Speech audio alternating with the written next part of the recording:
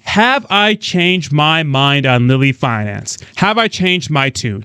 Now, this thing actually has been pumping pretty hard the last couple of days, and I know that I called it a pump and dump money grab before. Have I changed my mind on what I think about Lilly Finance as a product altogether? Hell no, I didn't change my mind. What's wrong with you guys? I still think this is the biggest pump and dump of 2022 so far. And just because you made some money does not make it not a pump and dump. Oh my, people are tripping so hard sometimes. Let me explain, because there's some things going around the internet that I got to talk about. All right, so if you got into Lilly Finance at launch, right, you're probably not feeling good, because there's chances are that you bought at the top on accident, right, because the transactions wouldn't go through, or you bought at the bottom and made a lot of money. But a lot of people, as you can see by this big red candle, lost a lot of money. If you invested the next day, right, the next day after the launch, well, Lilly Finance went up 700%. A lot of people made some money and think they're feeling themselves now. They're like, oh yeah, I made 700% on a token. This is for real.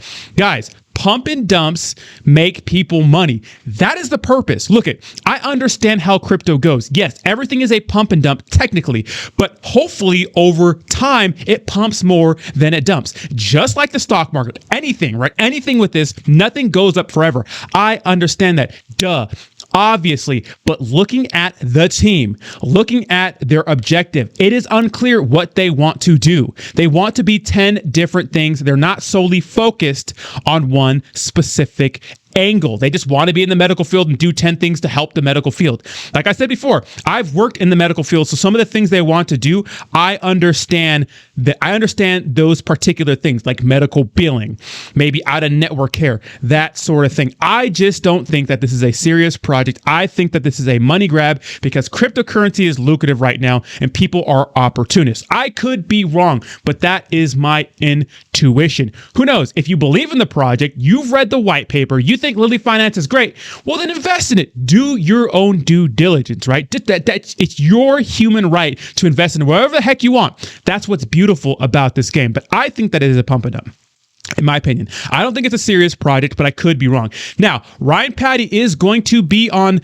is going to have Brad Beatty on his show tomorrow at 10 a.m. Eastern Standard Time. So 7 a.m., that's early as hell, Pacific Standard Time, if you want to catch that, to talk more about the project. Now, this is going to be the first big AMA Brad has had on YouTube since that whole disaster happened and since they broke off from Saitama. Now, look at, I never liked Lilly Finance from the get-go, but I understand that in the Saitama community, right? In the Saitama community, they turned their backs on Lilly Finance only because they decided to launch without them. That's what they wanted to be a saitamask exclusive, but Lilly Finance said, I'm tired of waiting, which is understandable. I even said they should do that, right? If you watch videos leading up to it, I said if I was Lilly Finance, to be a true fair launch, I would just launch on Uniswap because that makes the most sense.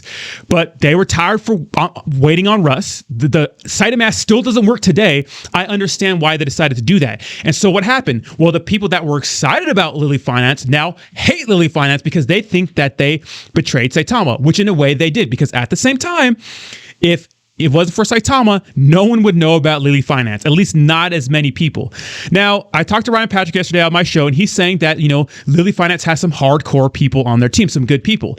But in the same tune, they literally brought Del Crypto on out of nowhere and put him in a really big position, and then he quit the next day after the launch saying, I quit because of the incompetency. It's like, what is going on here? What is going on here? Del Crypto is the biggest shiller of all time.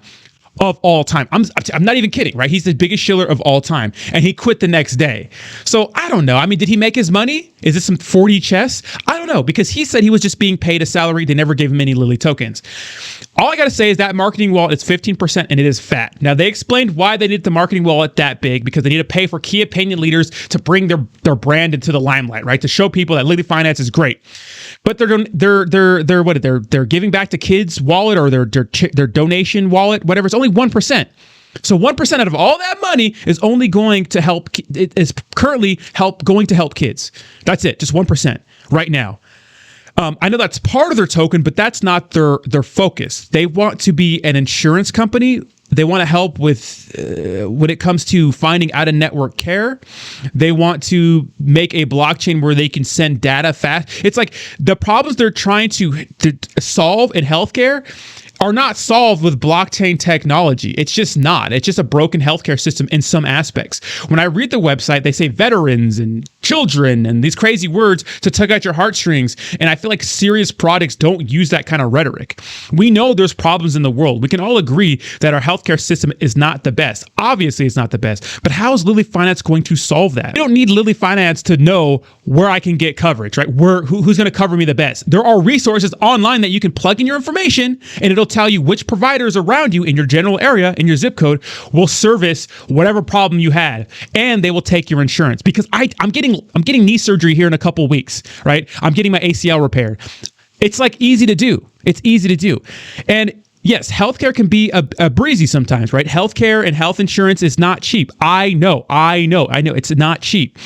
But how is Lilly Finance going to solve that? I just don't think they are. I just think it's a money grab. They're tugging at your heartstrings, and this is a way for Brad and the team to get rich. I could be wrong. This thing could be the juggernaut of the healthcare field in 2 years, and I would just be looking dumb like a clown.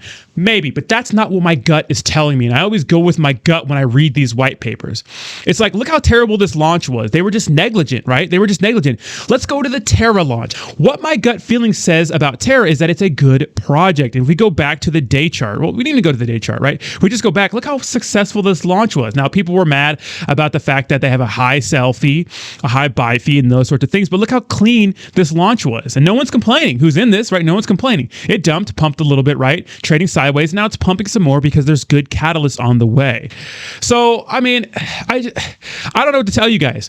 Yes, you can make money on a pump and dump. Obviously, you can make money on a pump and dump. But I just don't think it's a serious product. Anyways, let me know what you think in the comments down below. Did you think I was changing my tune on Lilly Finance? I'm interested to hear your opinion, and I'll talk to you soon. Peace.